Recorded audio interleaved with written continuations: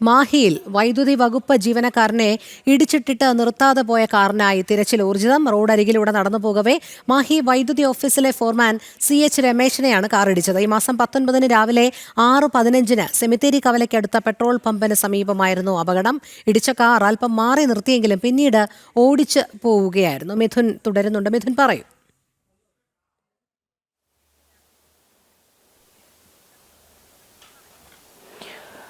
രോഹിണി, ഈ കഴിഞ്ഞ 19-ാം തീയതി ഏതാണ്ട് രാവിലെ 6:15 ഈ ഒരു സംഭവം നടക്കുന്നത്. മാഹിയിലെ വൈദ്യുതി വകുപ്പ് ജീവനക്കാരനായ രമേശനെയാണ് കാർ ഇടിച്ചിട്ടത്. അദ്ദേഹം റോഡിൽ കൂടി നടന്നു പോകുന്ന സമയത്ത് പെട്ടെന്ന് വന്നൊരു കാർ അദ്ദേഹത്തെ ഇടിച്ച് തെറിപ്പിക്കുകയും അദ്ദേഹം റോഡിൽ വീണ് കിടക്കുന്നത് കണ്ട് തൊട്ടടുത്ത് ആ കാർ നിർത്തുന്നുമുണ്ട്. പക്ഷേ ഏതാനും സമയം ആ കാർ അവിടെ നിർത്തിയതിനു ശേഷം ആ കാർ രമേശനെ ആശുപത്രിയിൽ എത്തിക്കാൻ ശ്രമിക്കാതെ അവിടെ നിന്ന് കടന്നു കളയുകയാണ്. കാറും കൊണ്ട് ആ ഡ്രൈവർ കടന്നു കളയുകയാണ് ചെയ്തത്. പക്ഷേ അല്പസമയത്തിന് ശേഷം ബോധം വന്ന് രമേശൻ വീട്ടിലെത്തുകയും പക്ഷെ ആ സമയത്ത് ഈ നടന്ന സംഭവങ്ങളെക്കുറിച്ച് രമേശന് ഓർമ്മകൾ ഉണ്ടായിരുന്നില്ല.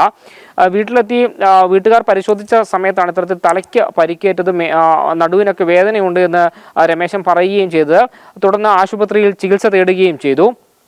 ആ ചികിത്സക്കിടെ ഏതാണ്ട് 8 ദിവസങ്ങൾക്ക് ശേഷമാണ് ഈ നടന്ന ആ സംഭവങ്ങളെക്കുറിച്ച് രമേശൻ ഓർമ്മ വന്നത്. തന്നെ ഒരു കാർ ഇടിച്ചിട്ടു എന്ന് അദ്ദേഹം കുടുംബാംഗങ്ങളോട് പറയുകയും ചെയ്യുകയായിരുന്നു. അത് ഈ അപകടത്തിൻ്റെ ആഘാതത്തിൽ അദ്ദേഹത്തിൻ്റെ ഓർമ്മശക്തി നഷ്ടപ്പെടുന്ന ഒരു സാഹചര്യം ഉണ്ടായിരുന്നു.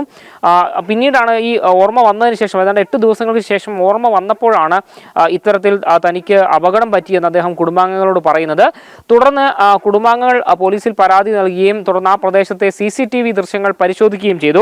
അവിടെ നിന്നാണ് സെമിത്തേരി കവലയ്ക്കടുത്ത പെട്രോൾ പമ്പിന് സമീപത്തെ CCTV പരിശോധിച്ചപ്പോഴാണ് രമേശനെ ഇത്തരത്തിൽ കാറ് ഇടിച്ചിടുന്നത്. എന്നാൽ ആ കാറ് അവിടെ നിന്ന് അദ്ദേഹത്തെ രക്ഷിക്കാൻ ശ്രമിക്കാതെ കടന്നു കളയുന്നതും ഒക്കെ തന്നെ ദൃശ്യങ്ങളുള്ളത്.